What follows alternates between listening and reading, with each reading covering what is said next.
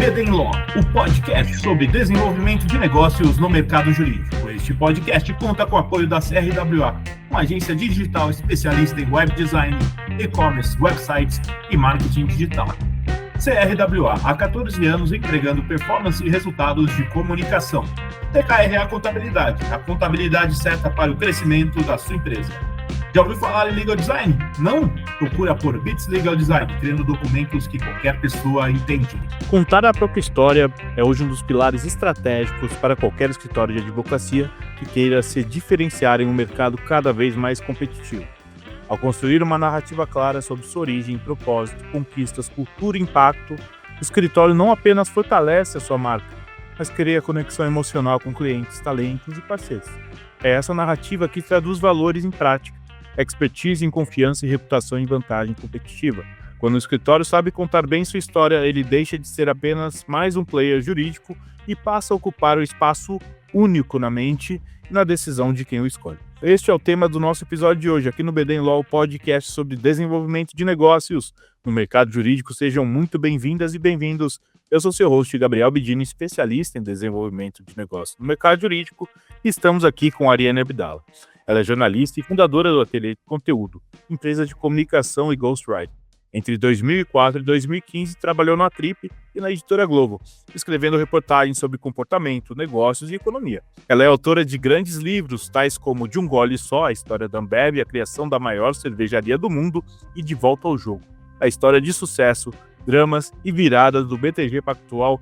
E, Ariane, eu tenho acompanhado aí seus livros, eu já li a maioria ou quase todos aí, e eu estou muito feliz de poder conversar com você, conhecer mais sobre a sua trajetória. Seja muito bem-vinda e obrigado por ter topado o nosso convite, viu? Que legal, Gabriel, eu que agradeço, muito obrigada pelo convite, é um prazer estar aqui com você, também acompanho o seu trabalho.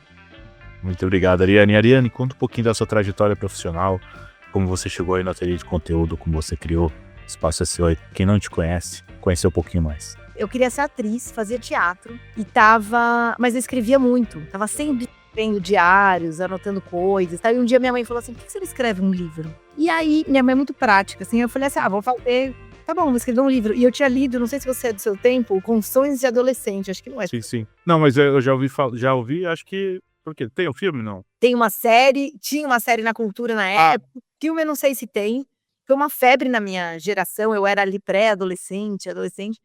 E aí eu meio segui o mesmo estilo, mas o meu era mais teoria, né? Eu não tinha vivido tanta coisa dela, era mais prática. O meu era, assim, amigos, amores, eu peguei uns temas, alguns até meio ousados, vontade de viver versus vontade de morrer.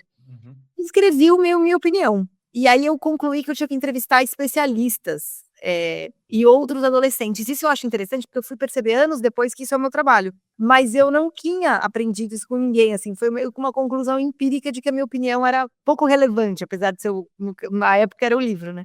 Aí eu fiz um questionário, os meus amigos da escola responderam, amigos de amigos.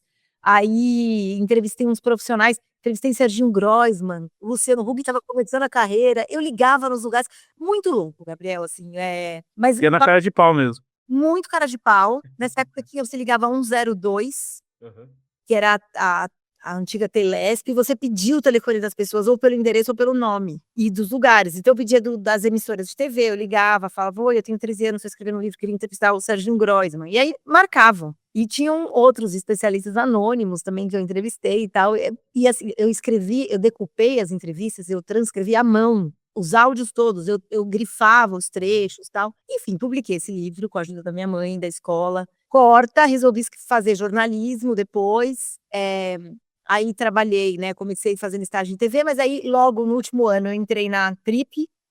Eu trabalhava para TPM, né? Para Trip, para mulher, mas eu fazia freelas para as outras revistas. E ali eu me formei, assim, muito como profissional. Amei mídia impressa, a profundidade de uma revista mensal, que eu podia construir relações com as pessoas e entrevistar ali em conversas profundas e depois editar o texto. Esse trabalho solitário eu gostava dessa independência, não precisar de uma equipe toda ali atuando junto para fazer. E fiquei 8 anos na Trip, aí fui para a Época Negócios em 2012, que foi um grande aprendizado, porque eu fui para ter um olhar, eles queriam alguém que tivesse um olhar mais humano, mais comportamental, para aprender sobre negócios. Que da hora. E eu achei o máximo, exatamente, porque eu falei, gente, eu vou ser paga para aprender, né? E muito bom. E aí eu fiquei 4 anos na Época Negócios, foi maravilhoso também, me desenvolvi muito, assim, sempre com esse olhar de profundidade, de construção de relações. Às vezes eu ficava meses, anos conversando com alguém até chegar a hora de fazer uma entrevista mesmo oficial, a pauta, ganhando a confiança, entendendo o melhor momento e tal. E aí, lá para 2014, eu comecei a pensar, assim, acho que esse trabalho tem muito valor e o jornalismo está mudando muito, as oportunidades estão ficando diferentes e as redações enxugando. Eu vou empreender porque eu preciso de um lugar seguro. Não é engraçado? Eu pensei isso. Te entendo perfeitamente. E eu realmente acredito, e deu certo a minha hipótese, né, faz 10 anos, o meu primeiro projeto eu vendi, ele pagava 6 meses do meu salário, era o único dinheiro que eu tinha guardado, eu não tinha, quer dizer, eu não tinha nenhum dinheiro guardado, ou seja, eu Sim. com essa antecipação, né, fiz um contrato, comecei e nunca ganhei menos do que eu ganhava como, repórter da revista, né, na física mesmo, assim, pagando os custos da empresa e tal. Então, foi muito legal, porque realmente esse mercado do ghostwriting, ele é um mercado que estava meio invisível e eu sempre vi muito valor nisso. Então, faz 10 anos aí que eu tô vivendo disso, né, já ajudei a fazer mais de 30 livros, temos um método, uma equipe, enfim, e aí foi. E no paralelo, esses meus projetos autorais que você citou, né, alguns, os principais deles, que são os projetos onde eu me realizo muito como repórter pura, né, porque como ghostwriter, eu adoro a entender a cabeça de alguém, mergulhar na história de alguém, usar as minhas habilidades, né, o que eu aprendi em redação, pesquisar, escrever, mas é um prazer diferente do que eu tenho também quando eu mesma vou pesquisar, procurar e contar aquela história com a minha autoria, né, porque eu me divirto de um jeito diferente, né, os 2 me divertem, mas eu gosto muito também de escrever, assim, de pegar um tema e estudar a fundo e revelar tudo que eu puder sobre aquela história de maneira independente também, então. Uhum. Nossa, Ariane, eu vou falar que eu tô me divertindo, porque é gostoso, porque eu já li, de novo, eu já li vários livros seus, a gente tem conversado faz tempo, e é gostoso ouvir sua história, assim, porque é engraçado, porque você conta a história de muitos empresários e empreendedores, e você é uma empreendedora também, e aí é engraçado porque a gente tem a cabeça bem semelhante, porque eu acho o seguinte, se você fica no emprego CLT, você fica dependente daquele empregador, e ele tá preocupado com o dele, porque faz parte do jogo, né, você precisa cuidar do seu, então quando você cuida do seu e depende de você, as coisas, entre aspas, ficam, não mais fáceis, mas você tem um pouco de maior de controle, né. Não que obviamente tem uma série de variações, né, velho. Mas a parte que a gente nunca vai ter controle de tudo, né, a gente vai ter controle da parte que tá sobre a nossa alçada.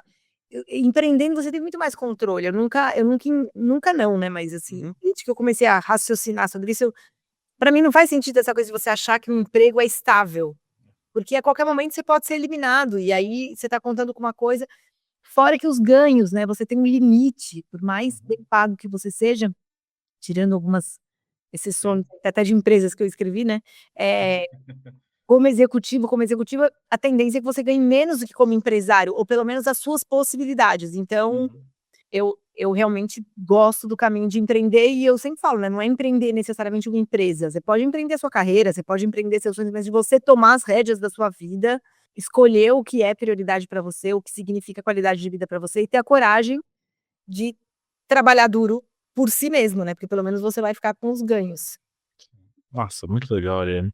E Ariane, eu acho que tem uma coisa importante, porque agora você está fazendo o que a gente vai falar sobre, né, porque é contar a própria história, né. E eu queria saber aqui, pensando no ponto de vista dos escritórios, né, mas obviamente que isso dá para qualquer coisa que a gente for trabalhar, não só os escritórios, como qualquer empresa. Na sua visão, quais são os elementos fundamentais para a gente construir uma narrativa, pensando do ponto de vista de empresa, do escritório, institucional, forte e autêntica, verdadeira? Primeiro, a verdade, né, e a verdade tem que ser autêntica e verdadeira, porque se você criou a sua empresa para ficar rico, tudo bem, é uma história, talvez ela seja forte por isso, eu já ouvi isso de um empresário: "Não, criei um negócio para ficar rico".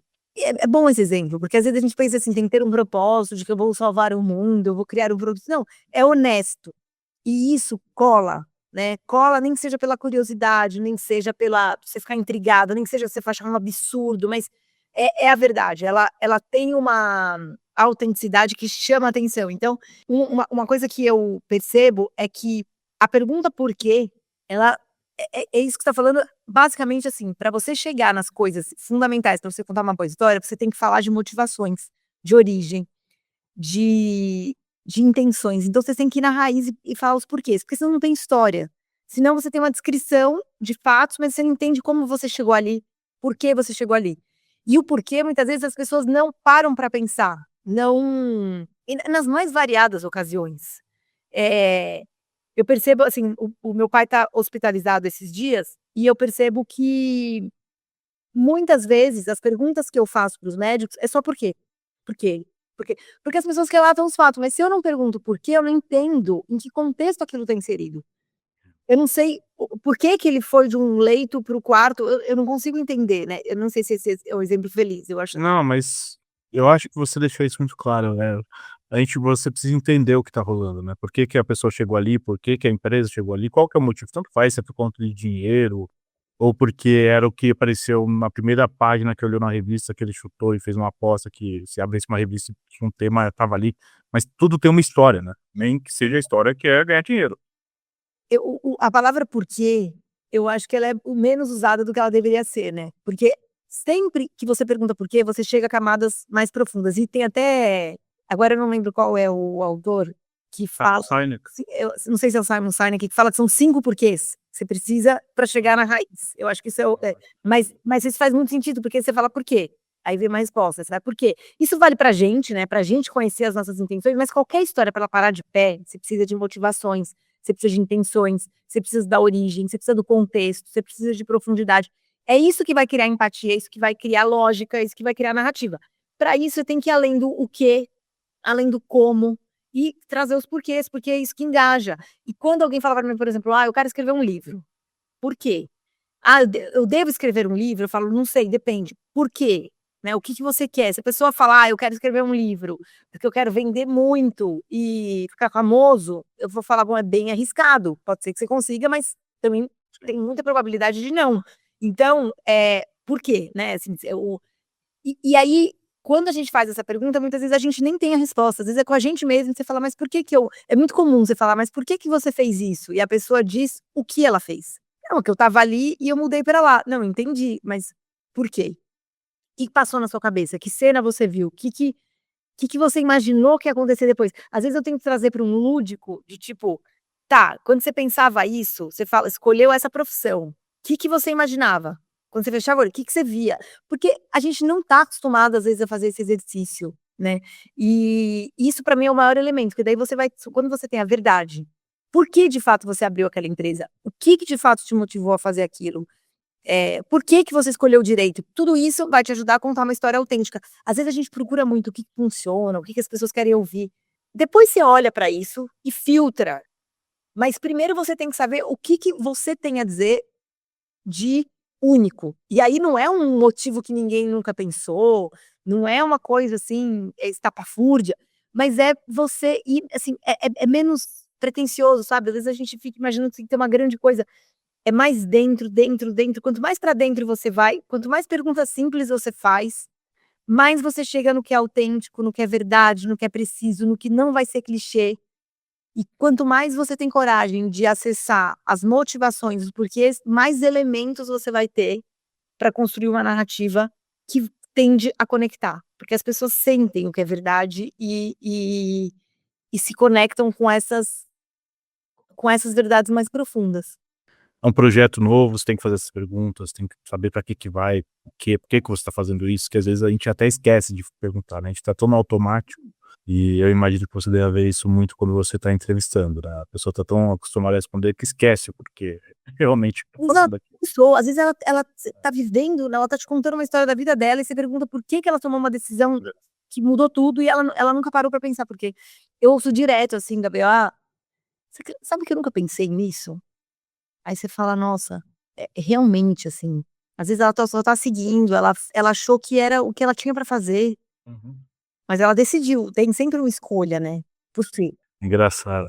E Ariane, é interessante, você estava lembrando, primeira vez que eu li o seu livro de um gole só, faz assim, eu estava fazendo uma prova de trainee pra Ambev, daí eu vi algumas recomendações de livros e o seu estava lá. Faz muito tempo isso. E eu achei muito interessante, porque você pegava um tema que era difícil de entender pra alguém que estava estudando ainda ali no caso, a fusão deles, você conseguiu deixar de uma maneira simples aquilo, porque você mostrou o contexto e você explicou aquilo. Isso a gente vê muito no direito, que o cara fala: "Putz, meu trabalho é muito complexo". E aí eu acho que vem a grande dificuldade. Como que você transforma algo complexo em algo compreensível para as pessoas leigas? Isso é um exercício interessante que dá não só no direito, mas a gente vê em qualquer área. Por exemplo, o pessoal de TI que vai explicar para a mãe o que que ele faz. Sim. Dá para usar em vários. É interessante porque primeira coisa é você querer simplificar. Isso vai na contramão do que muitas vezes as pessoas querem. Sim. Porque no direito, no mercado financeiro, eu já vi muito essa ideia de que para ser inteligente eu tenho que escrever de um jeito que quase ninguém entenda. Porque às vezes como meu trabalho é simplificar, às vezes eu simplifico, o cara fala: "Não, mas agora não ficou bom". Você tá falando a mesma coisa, eu não tô, eh, tornando aquele texto raso ou bobo ou vazio, mas muitas vezes o autor não se reconhece ali. E eu vejo isso como talvez um vício, talvez uma insegurança, às vezes até uma proteção de mercado, né. Igual também jornalistas, muitas vezes a discussão precisa do diploma, não precisa do diploma. Para mim, assim, você tem que a sua força, a sua segurança, ela tem que estar na sua entrega. Agora inteligência artificial, assim, existem 1000 ameaças, sempre. A sua segurança tem que estar na sua entrega. E simplificar deve ser um interesse natural, assim, na minha opinião, né, assim, eu digo não digo que todo mundo tem que querer isso, mas eu digo, para você simplificar, o primeiro passo é você primeiro respeitar que a simplicidade é diferente de ser simplório, né, você ser simples, você traduzir, não quer dizer que seu texto vai ficar simplório. E uma coisa que me ajuda muito é eu realmente não conhecer as coisas, muitas vezes. Então eu não sou uma especialista em mercado financeiro, eu não sou uma especialista em cerveja, e isso eu tive que aprender a não querer ser, porque a tendência é a gente falar: "Não, vai ficar feio, eu tenho que me posicionar como especialista, eu tenho que entrevistar a pessoa e mostrar que eu sei". E eu aprendi muito com as minhas práticas de autoconhecimento, que na verdade não, eu tenho que me preparar, lógico, eu tenho que ter respeito pela pessoa que eu vou entrevistar, então eu tenho que pesquisar, eu tenho que fazer a lição de casa, eu tenho que me situar, eu tenho que saber elaborar perguntas, porque senão você não tem nem diálogo. Mas eu não me coloco como uma especialista, eu sempre deixo claro que eu não sei e que eu tô aprendendo. E isso é libertador, porque você fica muito mais livre para fazer perguntas. Você consegue fazer perguntas simples, porque você tá pensando com uma cabeça assim: "Eu preciso entender isso do meu jeito, do meu universo, eu sou uma pessoa de humanas, eu gosto de comportamento humano, eu não entendo de cerveja, eu não entendo de indústria, eu não entendo de mercado financeiro. Me explique isso do jeito que eu vou entender. Eu sou inteligente, eu vou conseguir entender, mas eu preciso fazer por associação, eu preciso entender, como isso impacta a minha vida e das pessoas comuns". Então, para mim, é um exercício natural, porque eu não quero ser especialista em uma coisa só, né, eu quero estar sempre aprendendo, então eu gosto do olhar estrangeiro. Às vezes meus clientes falam assim: "Ah, é um livro sobre tecnologia, traga um especialista em tecnologia". Aí eu falo: "Até posso levar", mas a minha opinião no geral é que alguém que não seja especialista vai deixar o seu livro mais acessível, a não ser que seja um livro técnico, que você só quer falar com um tecnólogo, eu sugiro que você tenha um olhar estrangeiro. Então, eu valorizo esse olhar. O não sei tá muito fora de moda, né, as pessoas não querem não saber. E isso atrapalha. Agora, quando você tá falando, assim, por exemplo, no direito, é mais difícil, porque vocês são especialistas em alguma coisa, tipo, no meu caso, eu sou uma jornalista, então eu tenho uma premissa de fazer perguntas e de não saber sobre todas as outras coisas, né. Eh, mas você vai falar de um direito, de um sempre vai ter alguma coisa naquele caso, naquela empresa, naquela situação que você não sabe, né, que você pode abordar com esse olhar. Então fica até mais prazerosa a vida, assim, porque você tem uma coisa mais curiosa de querer entender.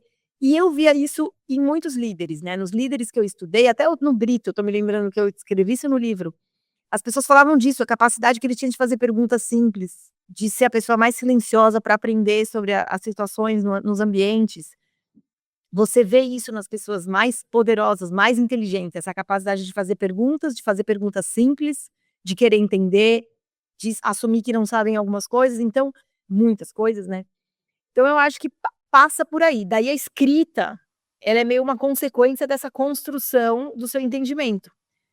Então, por isso que às vezes é perigoso, quando a gente sabe muito de uma coisa, a gente vai escrever sobre ela, é muito difícil você pegar os pontos cegos, porque você já sabe aquilo, você Você não vai ter, às vezes, a preocupação de explicar uma palavra que para você já é meio automática, porque faz parte do seu repertório. Se você está num ambiente né, estrangeiro, você vai falar, não, mas o que significa essa palavra neste contexto?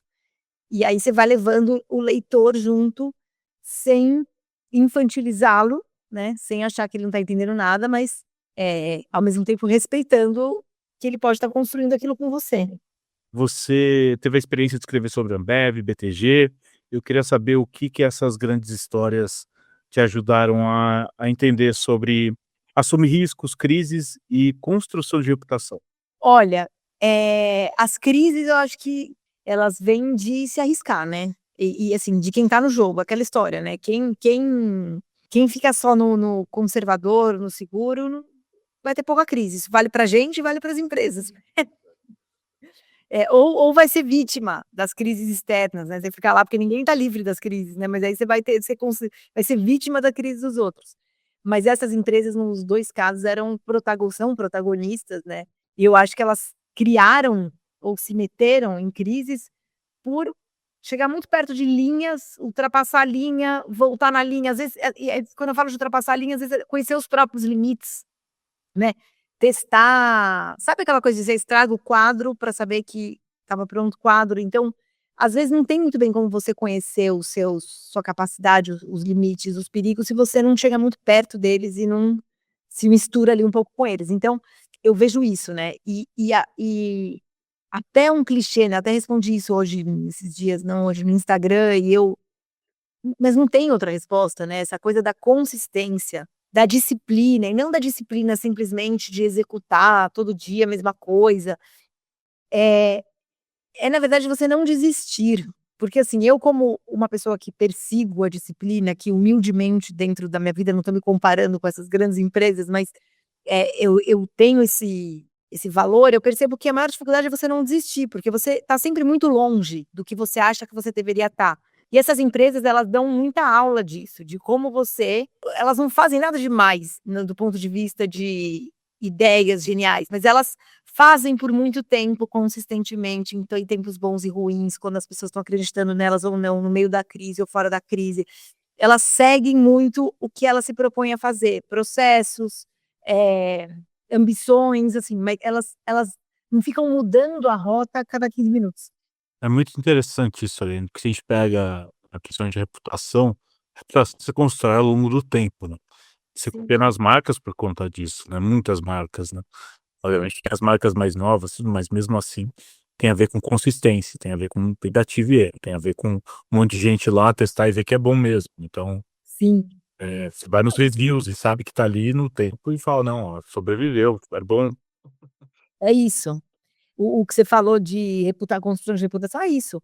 Eu lembro a primeira vez que eu percebi que eu ia ter que construir as coisas, né, eu era nova, e eu sou imediatista, eu tenho uma pressa, eu quero tudo para agora, para ontem. E eu lembro que eu queria comprar uma casa na Serra da Cantareira nessa época, assim, né. E eu percebi que eu não tinha como. Eu teria que esperar, no mínimo, né, na melhor das hipóteses eu teria que esperar, ter dinheiro para dar uma entrada, para fazer um financiamento, para ter crédito. E eu lembro que eu chorei, eu fiquei muito frustrada. E aí eu percebi o absurdo, né, assim, cara, você tem que você quer alguma coisa, você vai ter que construir. E a vida passa, né, rápido. Agora tudo faz 20 anos que aconteceu.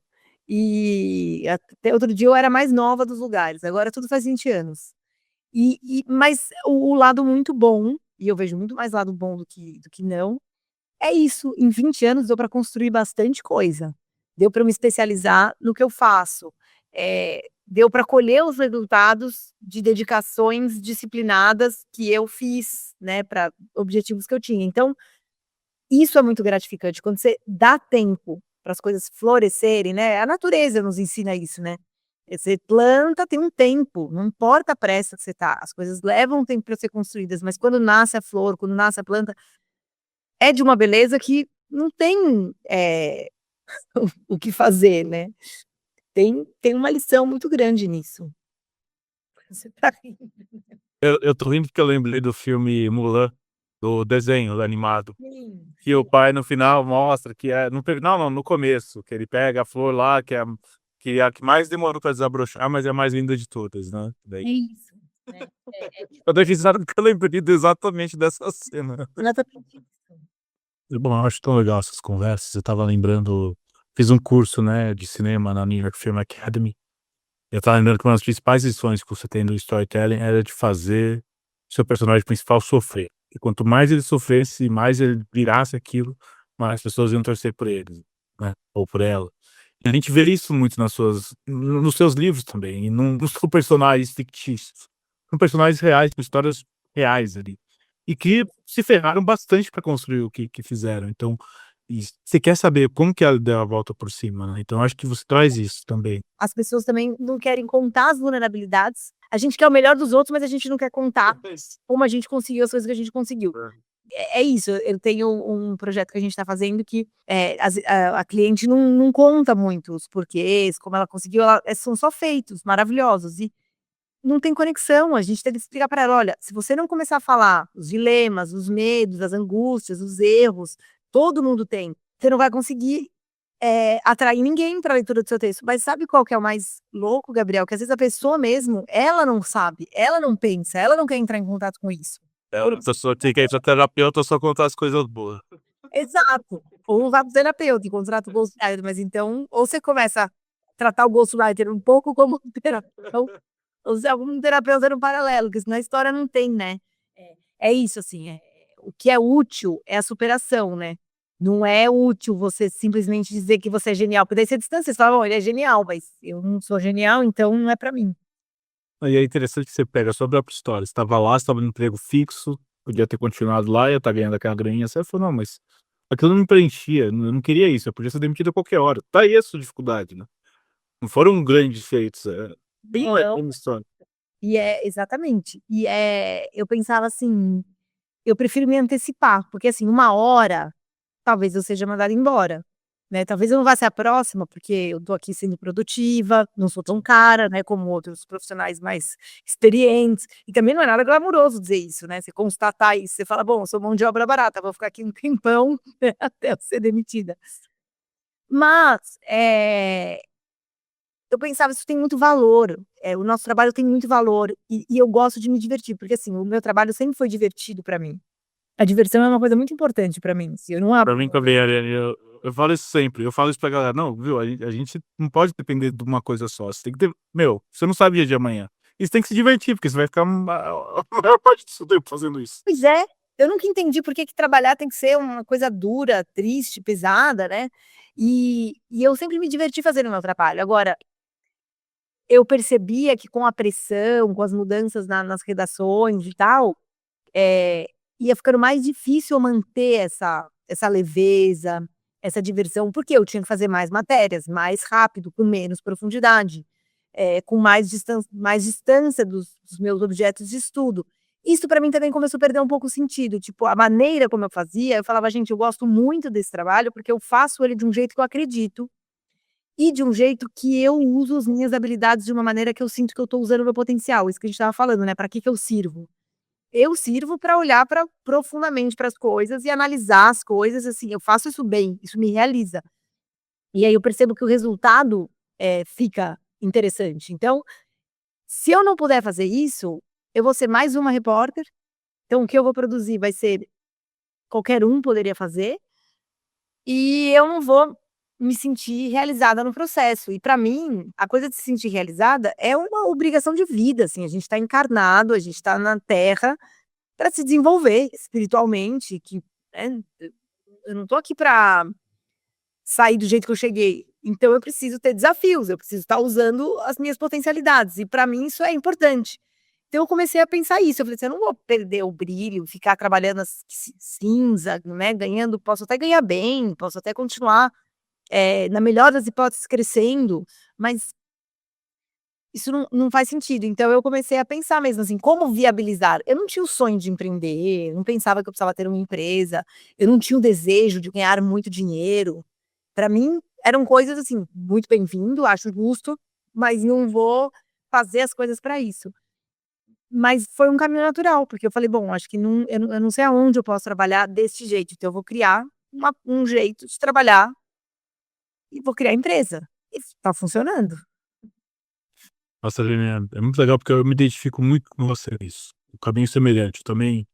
Eu busco muito qual que é meu papel aqui, como que eu posso fazer algo bom nisso, né? Então, também só, assim, é muito gostoso essa conversa, Ariane. Eu juro que é a última pergunta. E eu queria saber se você pudesse dar um conselho para quem quer contar a sua história, seja escritório, advogado, quem estiver ouvindo aqui, que conselho você daria? Eu acho que eu já sei onde você vai responder, mas por onde tem que começar? Você tem que ouvir a sua própria história. Você tem que entender a sua história primeiro, porque talvez é isso, geralmente você não sabe nem qual é a sua história que você tem para contar, então, se faça perguntas, tenha coragem de se olhar de fora, descubra os elementos narrativos que já estão aí. Eu acho que esse é o ponto de partida. Adorei mesmo. Ariane, olha, você é prima mesmo, viu? Porque, ó, que papo gostoso, Ariane. Queria agradecer a sua presença aqui no BD Law e por ter compartilhado a sua história com a gente e da sua experiência. E eu queria saber se você tem algum contato para deixar com o pessoal que quiser falar com você. E eu já recomendo aqui que sigam você nas redes sociais e leiam seus livros, porque as suas dicas lá no Instagram, pelo menos eu tô adorando, assim. E é Bom. Meus contatos são esses, né, tem que ser fácil de acessar, então é @arianeabdala no Instagram, Ariane Abdala no LinkedIn, e lá tem os contatos do ateliê de conteúdo, se quiser falar comigo é só mandar DM, mandar mensagem, agora pode demorar um pouquinho para responder, mas eu respondo tudo. Muito obrigado, Ariane.